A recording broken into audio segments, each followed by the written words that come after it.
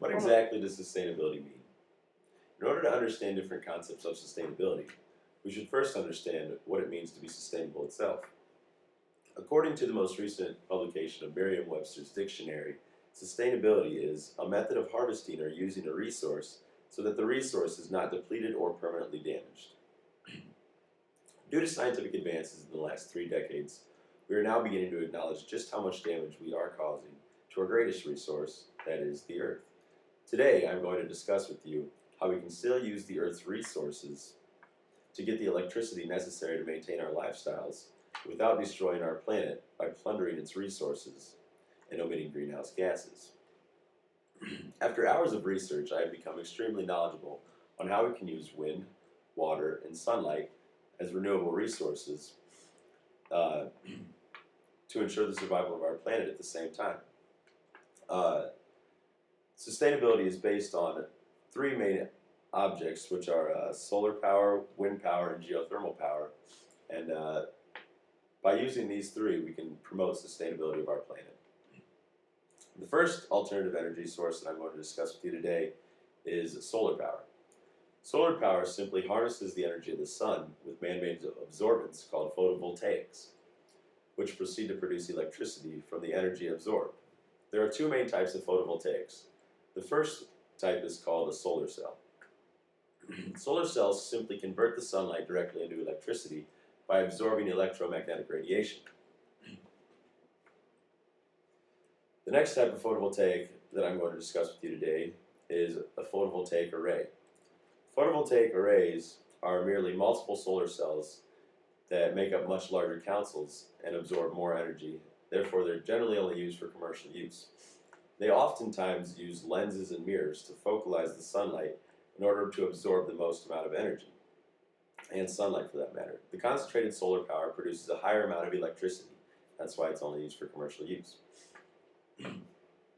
The next type of energy source that I'm going to discuss with you today is wind power. Wind power means using the energy of the wind and converting it into a more beneficial form of energy, such as electricity, through the use of man-made structures called wind turbines. The first wind turbines were created inland in wind farms throughout the Midwest. However, due to popular demand, the wind turbines were eventually forced offshore because they got larger and larger, and they were pretty ugly to the eye. According to the AWEA, which is the American Wind Energy Association, many offshore wind farms are being proposed and developed today in densely populated areas, where there is limited space on land and relatively large offshore areas with shallow water. The third and final form of energy that I'm going to discuss with you today is geothermal power.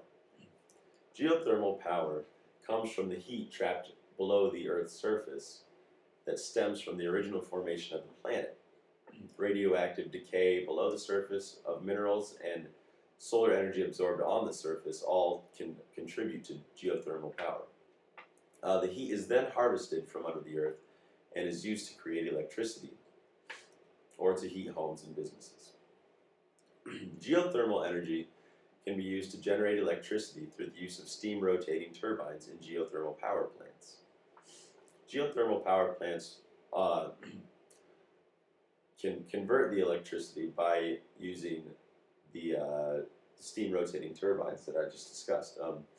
According to the US EIA, which is the Energy Information Administration, electricity generating power plants require water or steam at very high temperatures.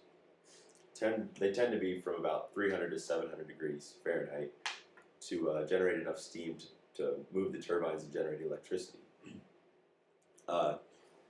The geothermal power plants are generally built where geothermal hot springs are located within a mile or two from the surface. The second geothermal purpose is to heat houses and businesses. And in order to heat a building, geothermal heat pumps are used on stable ground or water temperatures near the Earth's surface to control the building's temperatures around or above ground. The average temperature below the surface is anywhere from 50 to 60 degrees, and it constantly is about an average of 55. But since that constant temperature It'll greatly reduce the regulation necessary in the winter to heat a building or in the summer to cool a building. Now, after we've discussed those three types of energy, that is solar power, wind power, and geothermal power, we all know that they are very beneficial alternatives to produce electricity without harming our Earth. Instead of completely depleting the Earth of its natural resources, we can use to learn the Earth's renewable resources and live in a state of symbiosis with the Earth.